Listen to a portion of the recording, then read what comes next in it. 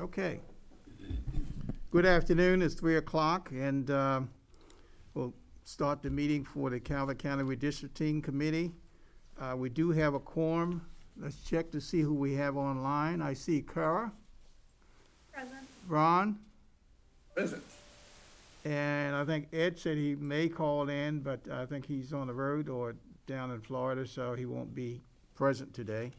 But let me know if he does call in. And we have Michael Hawkins, Judy McWilliams, Here. Don Collins, Here. Luke McCauley. Here. Steve Zimmerman. Okay, we do have a quorum. You have the agenda before you for our meeting today. Any changes to the agenda? If not, I'll entertain a motion to approve the agenda. So moved. It's been moved by Judy and second by Steve to approve the agenda for February 4th, 2022. Discussion? All in favor of that motion, say aye. Aye. Aye. Kara, aye. Ron? Did you say aye? Ron? Aye. Oh, okay. Thank you. Motion passed. You have the minutes for our last meeting, January 28th, 2022. You have the minutes before you. The one comment I want to make, and that is because the minutes, of course, is laid out as the agenda, so you can track both. But from a timing sequence standpoint, item 4, proposed district lines for number 4. District lines number 4 for this is the NAACP proposal. That was actually discussed and that action was taken before item 3. So it's clear in the record because it's following the agenda. And if you follow the agenda, it looks like we voted on 3, passed 3, and then went back and discussed 4. But we did the reverse of that. We discussed 4. Mr. Hawkins presented 4. We discussed it, and then we voted on that. Not to take it any further, and then we voted on 3. Just for the record to show that. Anything else? Mr. Chairman, Yes. Ed Baylor is in the Zoom call now. Ed's on? Yes. Okay. All right, if no discussion or any modifications to the minutes, I'll entertain a motion. So moved. Been moved by Judy to accept the minutes? Okay. With the revision. Okay, with the revision. Second. Judy made the motion, second by Steve. Discussion on the minutes from January 24th. All in favor of the motion, say aye. Aye. Aye. Kara raised her hand. I heard Ron. Is Ed on? Aye. Okay. Anyone opposed? The ayes have it. The minutes for January 28th has been approved. Next you have in front of you is the review and approval of recommendations memo to the board in the presentation. Now, I want to clarify, when we left last week, we said that we will present to the board on February 15th. So I just want to clarify, we will be presenting to the board on February 8th. So it'll be Tuesday coming that I will present to the board. And the presentation and the recommendation letter you're looking at would be in the board package, so anyone can see that online once we okay it here. Also, just to you may not be aware, but the memo is a requirement that started many years ago, can only be 1 page. So that's why you only have a 1-page memo. The board, and I totally agree when I was on the board, that you don't want a story before you get to what you're recommending to the board. So it's laid out, you're giving some background, you're talking about it, then you're making a recommendation. So that's why you have a more detailed presentation that I will present at the board. So first of all, you have any comments before we get started going through it? We're going to start with the memo and then do the presentation. Or maybe, yeah, you've read it, so maybe we don't have to go through it. Let's see. Any comments? Let's take the memo first. The memo that I have, the letterhead says Compensation Review Board, and board is misspelled, so I just think that that needs to be revised. You're right. We getting compensated? No, no, you're not. Mr. Willis made that very clear. Thank you, Carol, for catching that. Compensation, so that would be the redistricting committee, whatever we put at the top. Okay. Anything else on the one-page memo? All right. Hearing nothing, let's go to the presentation. So this would be an overview. What normally happens, I'm not sure if all of you have been to a board meeting before, but on the agenda, and we do have in the room, let the record show, we do have in the room the president of the Calvert County Board of County Commissioners, Buddy Hance, here with us today. And what normally happens, he would call, when it's my time on the agenda, he will call up the item, I would get up, and what I want to do is recognize, of course, recognize the whole committee, but also to acknowledge anyone who's in the audience. So that's next Tuesday, February 8th, and I think it's at 10:40, isn't it? The time on the agenda? It is, it's the rough time frame. Yeah. So 10:40 plus or minus 20, 30 minutes, depending on how fast they go. Depends on how much the president wants to discuss things. Yes. But that's usually pretty, normally it's plus 20 minutes, but. Okay, so you want to walk through the presentation? Okay. Let's walk through the presentation. And anyone who would like to be there, I'll open the presentation and thank the board for the opportunity to serve on the redistricting committee. Acknowledge who we have on the committee, and then start with the slide talking about I guess this is the third slide in, minority population, showing the two maps that we have there of minority population, and you can see by the legend where there's the above average population of minorities in Calvert County. That was one thing that we did look at as we went through this process. And we based our decision on the overall population, the total population as reflected in the census. And we did not use, there's another method you could use, citizen voting age population. But we've always used the total population in the past, and we did not change that.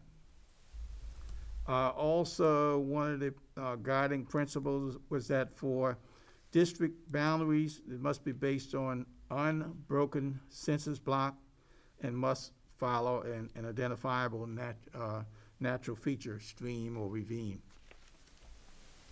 Or I guess roads would follow roads or that, yes. So then we look at the population of the county, and based on a census is 92,770. And you divide that population by the number of districts to get the average district size. And that's 30,923. Now that's important because that's used to determine what the deviation is and how close you are to the 10%, which is the cutoff in terms of if you have more than 10% deviation, you have to change the lines. If it's less than 10%, you don't have to change the lines.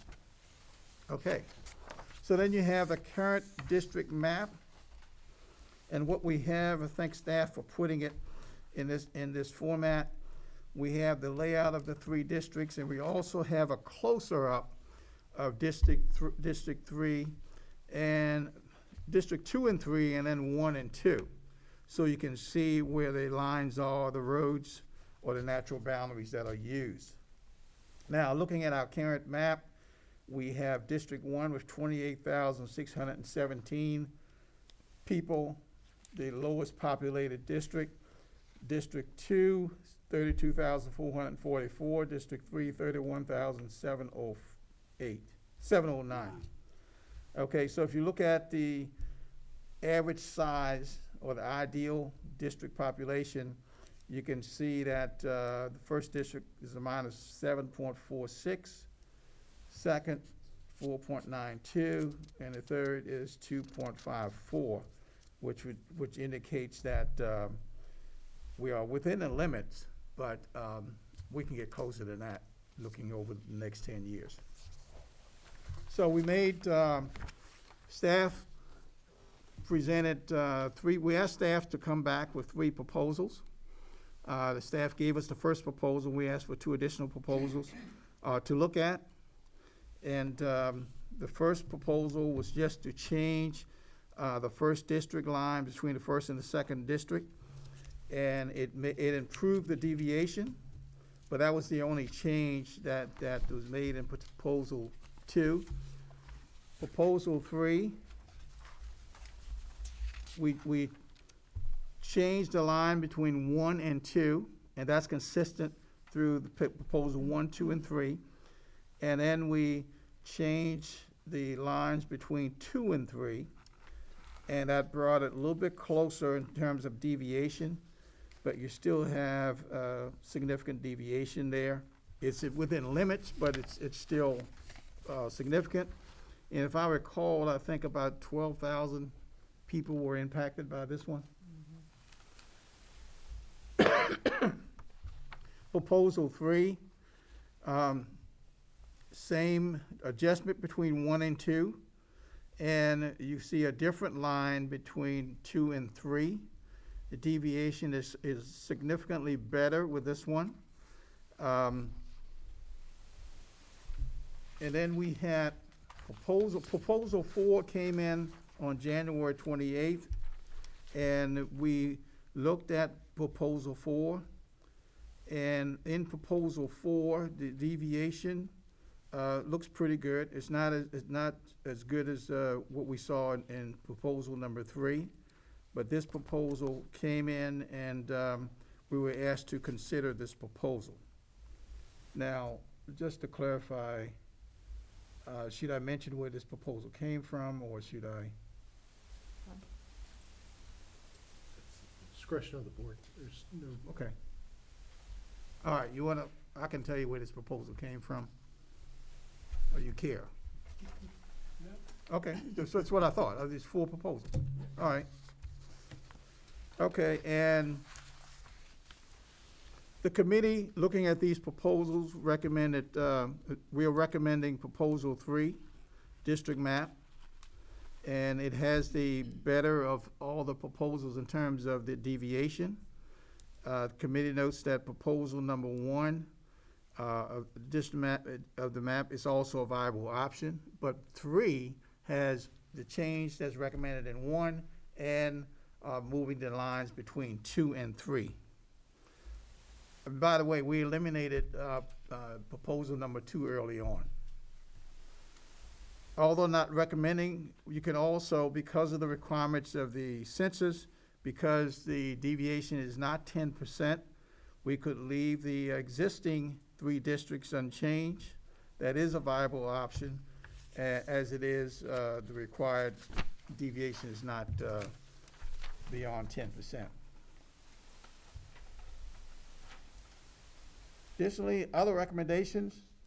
Additionally, the committee discussed the following, and we discussed this early on in the process because we want to sort of establish the base or the foundation as to where the committee was going. 1, we discussed whether we wanted to increase the number of districts or leave the number of districts at 3. Based on a discussion we left the number of districts at 3. We discussed whether we should change how the commissioners are elected, whether if a commissioner is running by a district, should be elected by votes only from that district. Of course, with the 2 at large, they would be elected from votes county-wide. We talked about that. We talked about some legislation that could be pending. I haven't heard whether it was filed yet. That may change that. It was introduced last year. It did not make it out of committee, I don't think. And so that may come up. And the discussion was if this is going to change, we'll wait and see if it's gonna change from Annapolis and not here. And the other thing that we discussed was how the president of the Board of County Commissioners is elected, whether we would recommend a change in how the board president is elected. The consensus was to leave it the way it is. And also to point out, for any of these changes that I talked about, it's not something that a county commissioners can do. This would require legislation in Annapolis, and we wanted to know early on whether we want to go down that path. We decided not to go down that path. However, anyone who's interested in changing the legislation, changing the way it is today, can get legislation introduced in Annapolis to make that happen. But we as a committee are not recommending that kind. We're not recommending that the commissioners take a lead in that. Okay?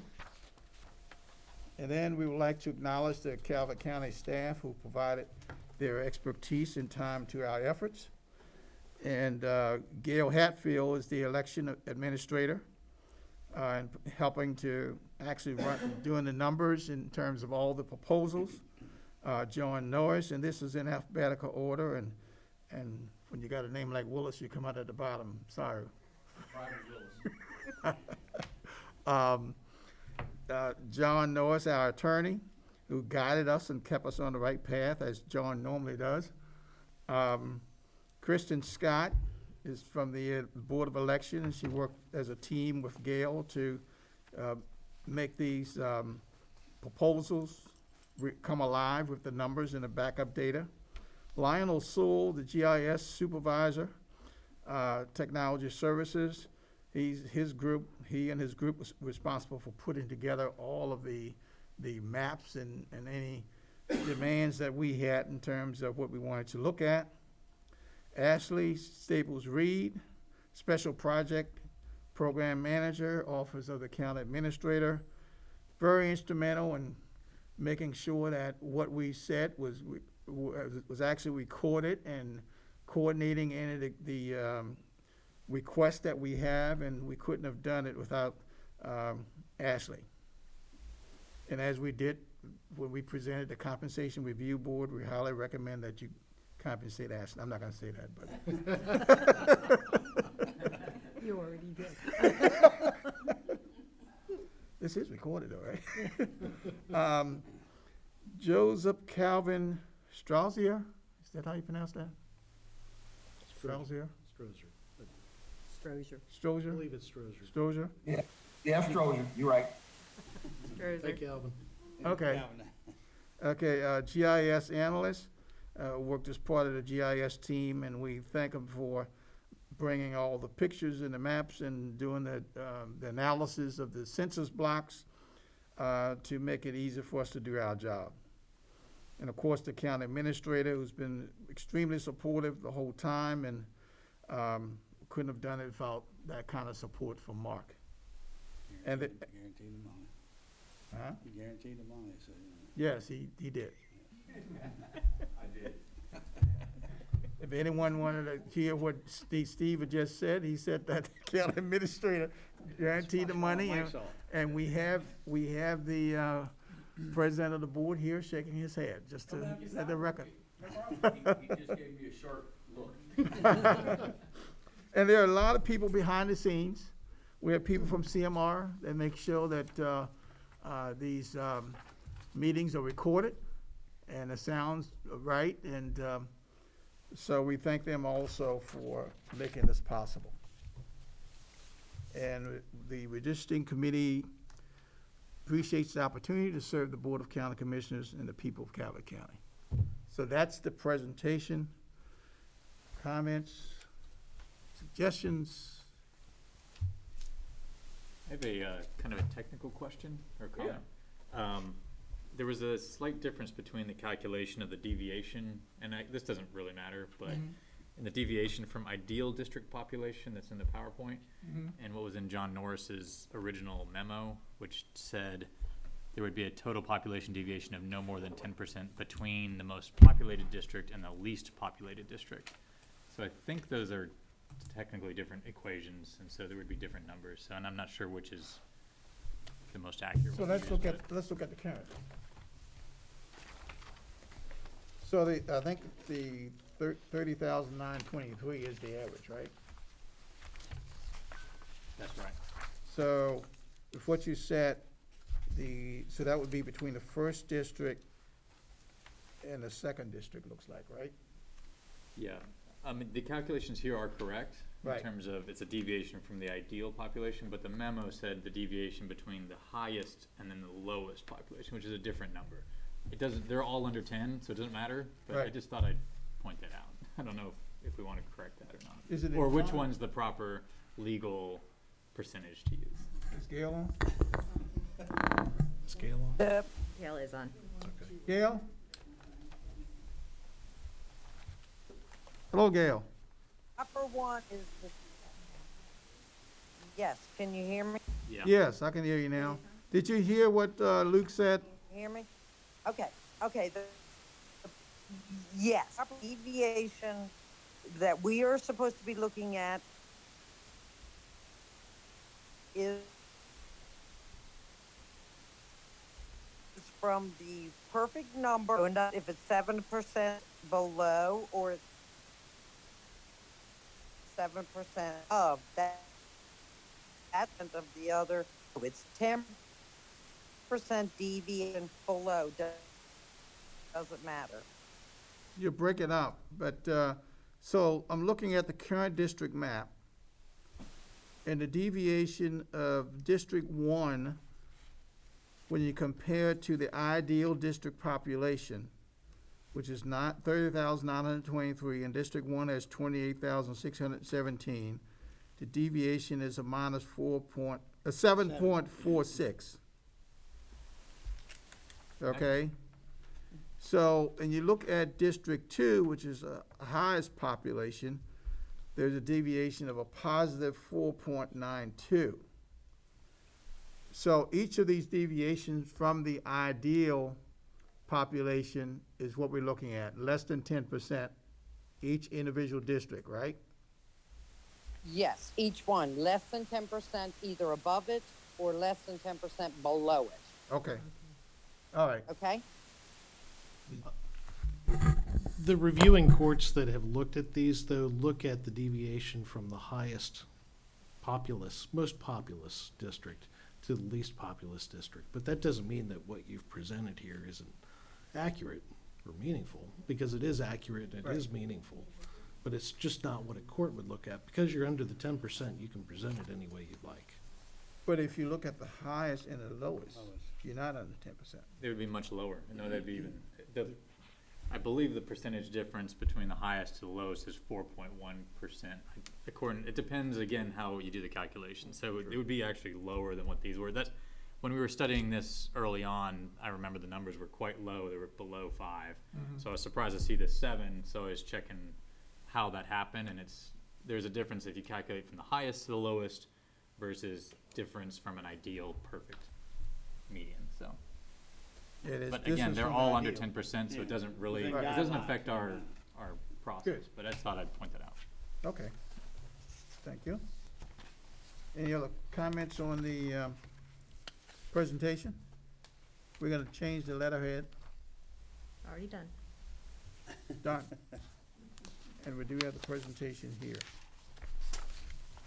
All right, I'll do, Ron, any comments? He's shaking his head no. No comments. Okay. Kara, comments? No comments. Ed? Hello, Ed. No comments. No comments? Okay. Any comments here? No. Okay. All right, so everyone, you've heard the presentation. We had the one change and a clarification. And with that, just to remind you that the presentation is, should we vote on that? Or does it, no, it's a consensus. No one has any change to it, so we'll go with the presentation. The 8th of February, I think it's 10:40. So get there about 10:15, and hopefully we'll be on before 11. Let's wear a mask. Yeah, it's in the courthouse, and you must wear a mask, and they do, coming in the courthouse, you do have to go through a metal detector. Just remember that. Oh, the checking temperature now? Yeah. Okay, and the temperature check too. All right. Okay, with that, let's do, you want to do now, you want to do public comment? We have the president of the Board of County Commissioners, Buddy Hance, would like to make some comments. Thank you, Chairman Perrin. I just wanted to personally come and thank all of you for your time and efforts on this. You know, it's pretty important. We only do this once every 10 years. It's going to set the districts for the next 2 election cycles.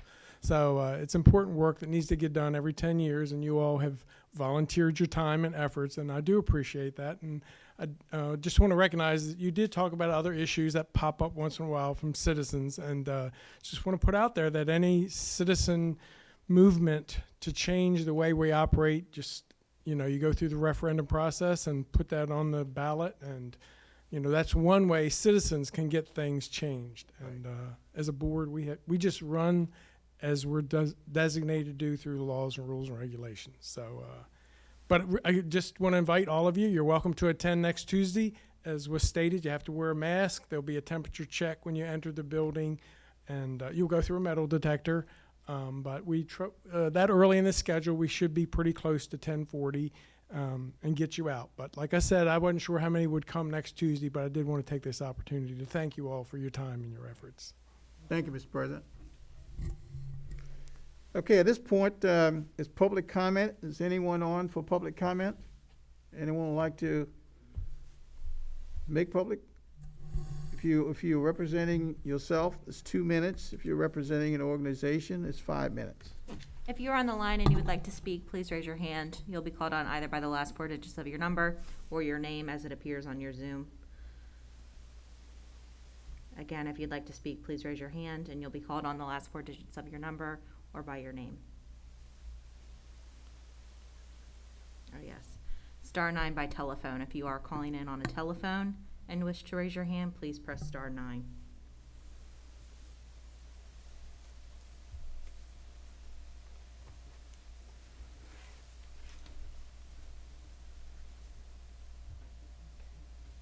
All right, we do have several hands raised. Okay.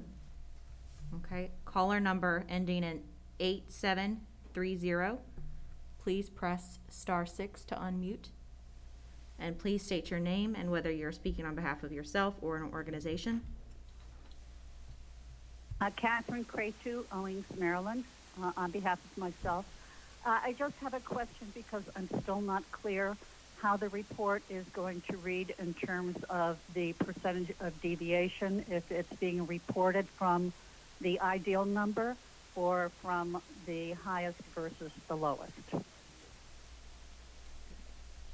There was no motion to make a change to it, so it would stay as presented with the deviation from the ideal number.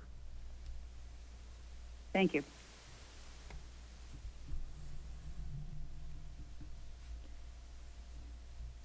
Okay. Caller number ending in 2590. Please press *6 to unmute your mic. Please state your name and whether you're speaking on behalf of yourself or an organization.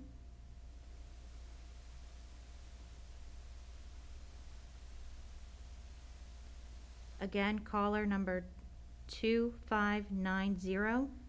Phone number ending in 2590.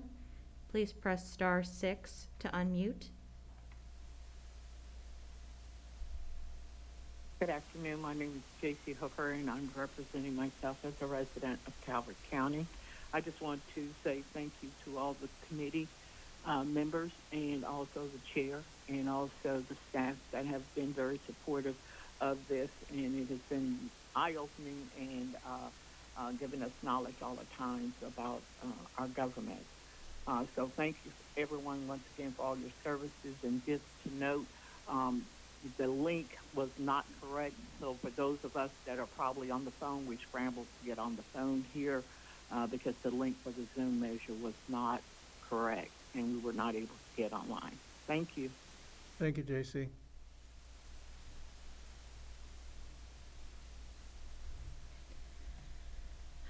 Okay, caller number 779, ending in 779, please press star 6 to unmute. And please state your name and whether you are speaking on behalf of yourself or an organization. Hi, this is Dawn Belinsky. I'm with the Calvert County Board of Education, but I am speaking as a resident.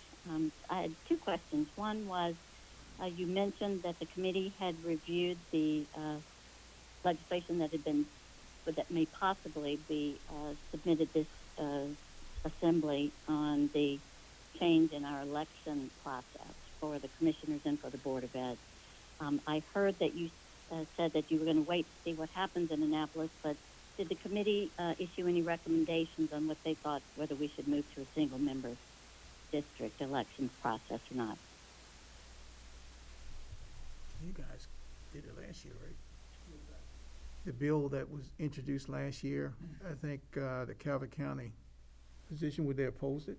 Delegate Crosby submitted a bill that the delegation in Annapolis was in opposition to, and I don't believe it made it It did not. far. There is a similar bill, not exactly the same, pending in the Senate right now, which does not yet have a hearing date. And Chairman Perrin, we did oppose the bill last year, mainly on principle that we believe that the citizens of Calvert County should determine how their commissioners are elected, and that if the citizens of Calvert County want to change that form, we would support that 100%. I believe part of her question was about that discussion that you all had and how that went, if I understood her question. Right. And when we discussed it? Yes. And Yes, that we discussed. Oh, yes, when we discussed it, Don, we talked about the fact that, we talked about Delegate Crosby's bill that was introduced last year, and the possibility that the bill or similar bill would be introduced this year because it had the support of the speaker. And as of right now, I don't think that bill has been introduced. So if there is no change coming from Annapolis, then of course the citizens can, or anyone can, discuss how they want to change that through legislation. But just to point out also, this started out as a St. Mary's County bill. Correct. And it got wings in Annapolis, and it say, oh, why not apply this everywhere? So, and I think the delegate from St. Mary's County pointed out that this was for St. Mary's County, but somehow it got wings. When it goes to Annapolis, who knows what's going to come out? But Dawn, did that answer your question? Yes, it did, and I totally agree with Commissioner Hance that it should be a Calvert County decision, and our county is so small that my concern on that proposition was that it would just it would reduce the pool of voters that could give us put us at risk of single agenda type of candidates. Anyway, can I ask my second question now? Sure. The original, the districts as they stand now with the 28,617 in the first and the like, they had shown a minority population of 25.5% for the first district, and then around 24% in District 2 and 3, which is very evenly split. But I just wondered if the Plan 3 and the recommendation from the committee, if that changes those numbers in any significant way, the minority population. Yeah, we had that number, and I don't think there was an appreciable change there. I think they were all three. I'm flipping pages here, and if I can't find it, we'll get back to you on that. But Plan 3, the minority population, first district, 7,641. Second district, 7975. Third district, 7224. Okay. So no sizable movement at all. Looks like. Chairman Parent? Okay. I have a point of order I'd like to raise. And I'm fine with us responding to public comments, Yeah, we don't but have to. my understanding is, at least at the Board of Education members don't respond to the public comments, so, but I'm glad that we are Well, yeah, providing that access to the public and responding to their questions. Yeah, I think, and I agree. This is public comment, and we don't have to respond. But these are clarifying questions, and if it's a comment about whether we did something right or wrong, I'll thank them, and that's it. But if there's an opportunity to clarify our message to the public, that's the only reason why I'm responding, quite frankly. And I support that. Yes. Thank you. And I'm sorry, you're right. We do have very strict things during a business meeting. I just thought since this was sort of like a subcommittee that questions and response were allowed. Sorry about that. That's fine. Thank you. I encourage the Board of Education Thank to you. adopt that approach. Always good to clarify when you're communicating. Anyone else? Mr. Chairman, we do not have anybody else on the line who has raised their hand. Anyone in the room would like to have public comment?